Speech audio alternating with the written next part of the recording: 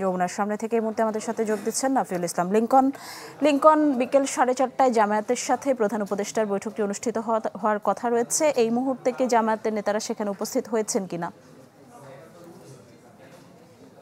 4:30 বাজতে এখনো বেশ কিছুটা সময় বাকি রয়েছে, তাই জামায়াতে ইসলামের নেতাকর্মীরা যারা প্রতিনিধিরা আসার কথা রয়েছেন তারা এখনো আসেনি, হয়তো কিছুক্ষণের মধ্যেই তারা এসে উপস্থিত হবে।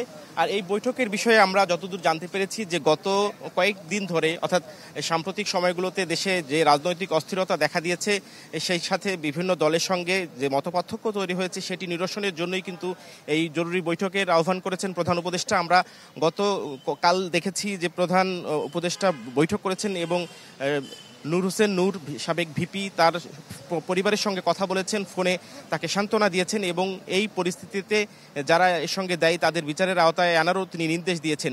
এটি তো একটি বিষয়, এছাড়াও বেশ কিছু বিষয় কিন্তু সাম্প্রতিক সময়গুলোতে বিভিন্ন অস্থিরতা দেখা দিয়েছে এবং আমরা জানি আগামী ফেব্রুয়ারি অর্থাৎ রোজার প্রথমের দিকেই যেহেতু নির্বাচনের রোডম্যাপ নিয়ে সরকার এবং নির্বাচন কমিশন কাজ করছে, সেখানে বিভিন্ন রাজনৈতিক দলের মধ্যে যে অস্থিরতা দেখা দিয়েছে, সেই সাথে জুলাই সনদ বাস্তবায়ন কিভাবে হবে সেটি নিয়ে বিএনপি, জামাত এবং এনসিপির মধ্যেও কিন্তু একটি মতপার্থক্য রয়েছে।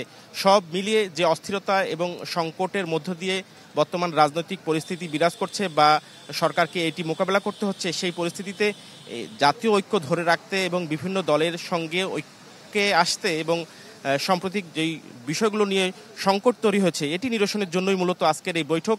সেই বৈঠকের মধ্যে প্রথমে আমরা জানি যে গতকাল প্রধান উপদেষ্টার প্রেস সচিব বলেছিলেন যে প্রথমে বিএনপির সঙ্গে এবং পরে জামাত এবং এনসিপির সঙ্গে বৈঠক হবে, কিন্তু সেখানে আমরা একটু পরিবর্তন দেখেছি। প্রথমেই জামায়াতের সঙ্গে এবং সন্ধ্যা 7:30টায় বিএনপির সঙ্গে বৈঠক করবেন এবং এই বৈঠকের মধ্য দিয়ে যে পরিস্থিতি এখন তৈরি হয়েছে সেটি নিরসনে এবং আগামী নির্বাচন কিভাবে সুষ্ঠু করা যায় এবং নির্বাচন নিয়ে কোনো দলের মধ্যে যেন কোনো ধরনের শঙ্কা না থাকে এবং যারা অনিশ্চয়তার কথা বলছেন সেই ধরনের অনিশ্চয়তার কোনো কথা না বলেন, সেটি নিরসনে কিন্তু আজকের এই বৈঠক গুরুত্বপূর্ণ ভূমিকা রাখবে বলে আশা করা হচ্ছে। নিশ্চয়ই বৈঠকটি শুরু হলে এবং পরবর্তীতে রাজনৈতিক দলের নেতারা এবং প্রধান উপদেষ্টার প্রেস উইং থেকে কোনো ব্রিফিং করা হলে সেটি আমরা জানানোর চেষ্টা করব। ঢালাইয়ের সেরা প্রিমিয়ার সিমেন্ট।